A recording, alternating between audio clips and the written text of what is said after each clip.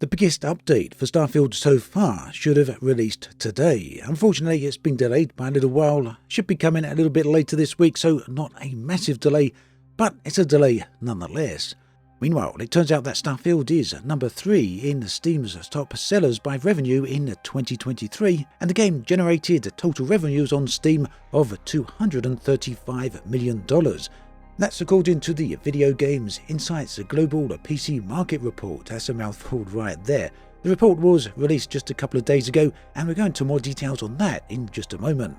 And as if that isn't enough, Starfield has been nominated as a finalist in the Best Technology category for the official GDC 2024 Game Developers' Choice Awards.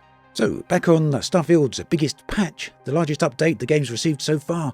What does that update include? Well, the patch includes everything from graphical improvements to quest fixes, stability improvements, and much more. We'll get into all those details right now. But first, very quickly, why was the patch delayed? Well, late yesterday, someone from the Bethesda community team posted this to their Discord server. Hey everyone, the team discovered an issue they want to address before releasing the above update into the Steam beta. We're aiming to release it later this week, but we'll confirm timing when we know for sure. Thanks for your patience.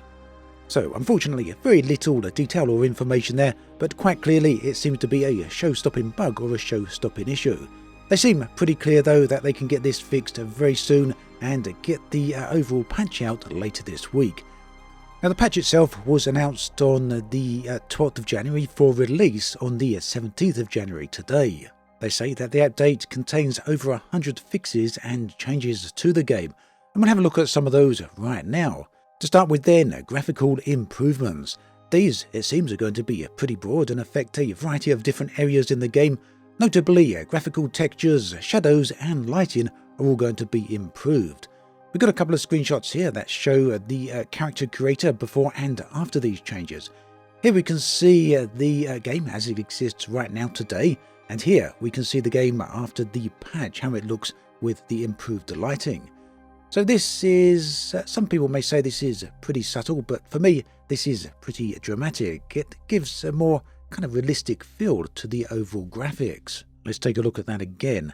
Essentially, the way I'd describe this is that the improved lighting gives much more realism to the overall mood of the image, and also really does help improve the skin texture in quite a lot of ways. Of course, some of this will come down to lighting positioning. You can see on the original image, the right-hand side of the face, as we're looking at the guy, is covered in shadow, or at least partially in shadow. Whereas on the new image, there's clearly a light placed off to that side of the face. So for now at least, that makes it a little difficult to determine the quality of improvement in the lighting based on these images alone, as we don't really know how many lights have been added or changed. Either way, I'm curious to see how this is going to improve the game overall.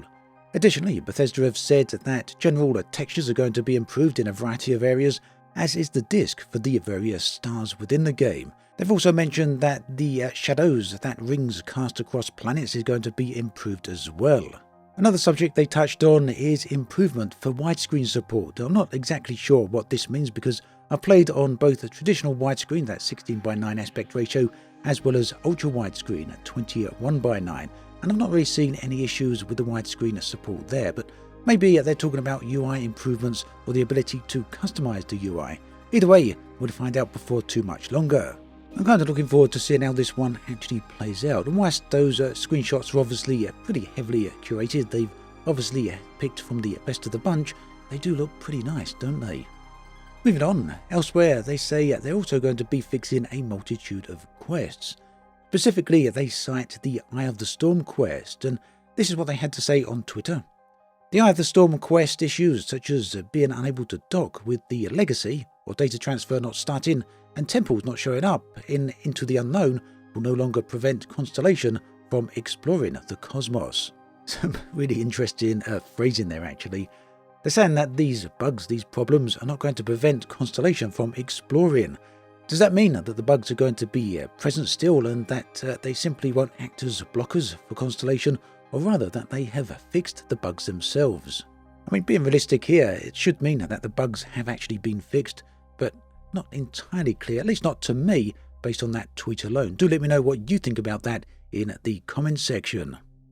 Right, so what is this about Starfield being a very popular game in 2023, hugely successful by some counts, I'd say.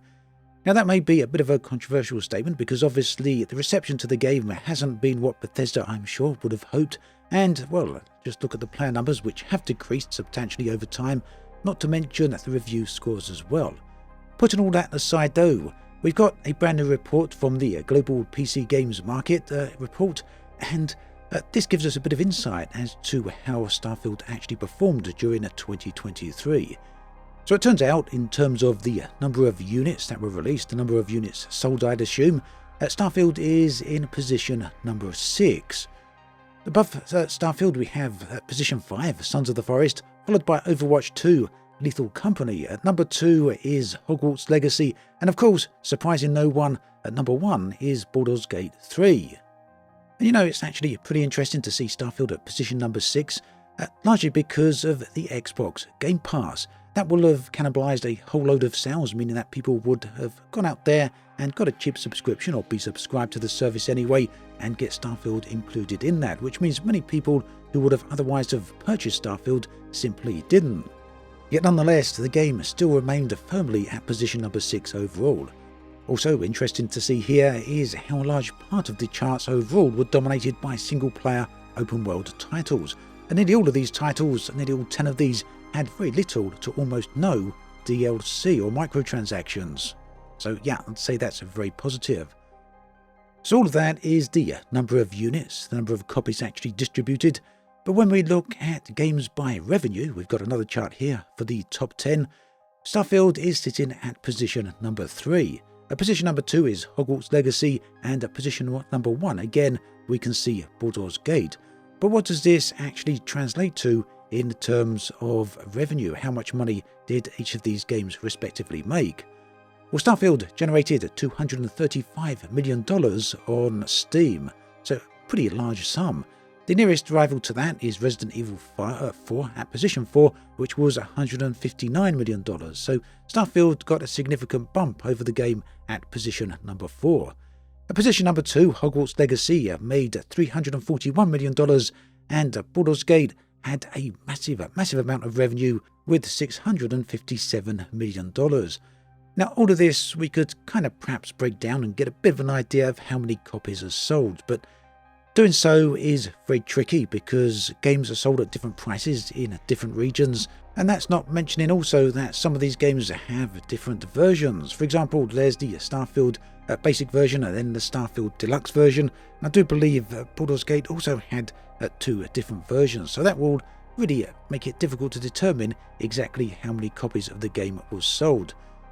But at a rough estimate, just simply dividing the amount of revenue by an average sales figure for these games, so let's put Baldur's Gate at $59.99, that gives it around about 10 million copies sold. Again, that's just an absolutely rough estimate because different regions will have a different price and it doesn't factor in the other copies of the games, but it gives us a bit of an idea in terms of comparisons. And Starfield at $69.99 gives us a little over 3 million copies sold, at generating $235 million. Again, the same caveats apply there. Overall then, it seems that Starfield, generally speaking, has performed very well on Steam. Perhaps Bethesda might be hoping that it could have performed better, but it's really interesting to see all of these figures nonetheless. Now, if you want to check out the full report, and I highly urge you to because there's some really interesting information in there, do check out the link in the video description. And finally, we come to the GDC Awards, or the Game Developers' Choice Awards. Now, these are an industry-led awards, and yeah, there's a whole bunch of different categories. The one that's of pertinence to this particular video, though, is the Best Technology category. Here, Starfield has been nominated as a finalist. We can see that goes alongside some other games in the category, specifically Alan Wake 2, Baldur's Gate 3, which has a whole load of awards nominated awards in various different categories, as does Alan Wake 2 actually, Marvel's Spider-Man 2, as well as The Legend of Zelda, Tears of the Kingdom. So there we have it, all the latest for Starfield. That brings us to the end of this video. Meanwhile, why not check out the other videos on the screen right here. I'll catch you next time.